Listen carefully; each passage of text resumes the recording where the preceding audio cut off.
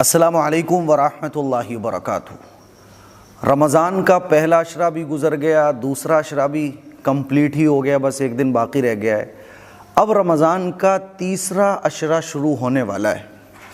اور یہ رمضان کا جو تیسرا عشرہ ہے نا، یہ بہت قیمتی ہے، بہت قیمتی ہے۔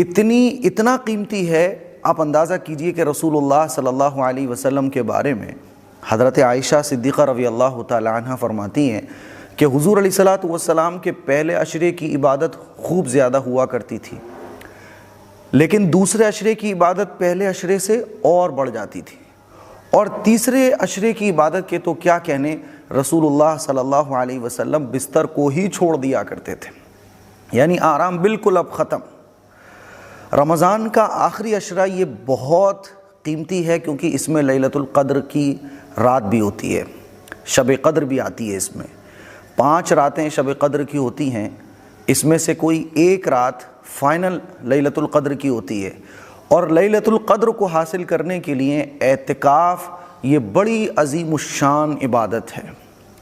رمضان کے آخری عشرے میں اعتکاف کیا جاتا ہے، اور اعتکاف کی فضیلت میں آپ لوگوں کو کیا سناؤں، بس اتنا سمجھ لیجئے کہ اعتکاف پچھلے پیغمبروں کی بھی عبادت رہی ہے۔ قرآن مجید میں اللہ تعالیٰ نے حضرت ابراہیم علیہ السلام، حضرت اسماعیل علیہ السلام کو بیت اللہ کی صفائی ستھرائی کا حکم دیا، اور کہا کہ بیت اللہ کو صاف ستھرا رکھو، نماز پڑھنے والوں کے لیے، طواف کرنے والوں کے لیے، اور اعتکاف کرنے والوں کے لیے۔ یہ اعتکاف پچھلے پیغمبروں کی بھی عبادت رہی ہے۔ اعتکاف اللہ کو بہت پسند ہے۔ اعتکاف کی فضیلت میں آپ کو بس اتنا ہی بتانا چاہوں گا کہ رسول اللہ صلی اللہ علیہ وسلم جب مکے سے ہجرت کر مدینہ تشریف لائے، تو حضور علیہ الصلوۃ والسلام نے ساری زندگی اعتکاف فرمایا، اور کبھی بھی اعتکاف نہیں چھوڑا، یہاں تک کہ حضور علیہ الصلوۃ والسلام کا جو آخری اعتکاف تھا وہ 20 دن کا تھا۔ آپ اندازہ کر سکتے ہیں کہ اعتکاف کتنا فضیلت والا کام ہوگا اعتکاف کرنا۔ حضور علیہ الصلوۃ والسلام نے بہت سارے کام کیے کبھی چھوڑ دیے، لیکن اعتکاف کو حضور نے کبھی نہیں چھوڑا۔ اعتکاف کرنے والا گویا کہ اللہ کے در پر، اللہ کے گھر پر پڑ جاتا ہے کہ اللہ میں تو اب تجھے منع کر جاؤں گا، اب میں تیرے گھر کا بھکاری بن کے پڑ گیا، بس اب تو میں تجھ کو راضی کر کے جاؤں گا، تجھ سے اپنی مرادوں کو پورا کروا کے جاؤں گا، تجھ سے بخشش لے کر جاؤں گا۔ اعتکاف کرنے والے کا جو ہے نا، سونا بھی عبادت، جاگنا بھی عبادت، بیٹھنا بھی عبادت، لیٹنا بھی عبادت، اور اعتکاف کرنے والے کو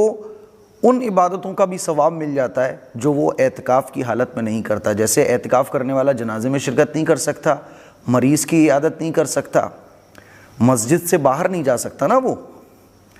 لیکن اللہ تعالیٰ اس کو ان عبادتوں کا بھی ثواب عطا فرماتا ہے، اور اعتکاف کرنے والے کو لیلۃ القدر ڈیفینیٹلی حاصل ہو جاتی ہے، جس کے بارے میں قرآن مجید میں اللہ تعالیٰ نے ارشاد فرمایا، لیلۃ القدر خیر من الف شہر،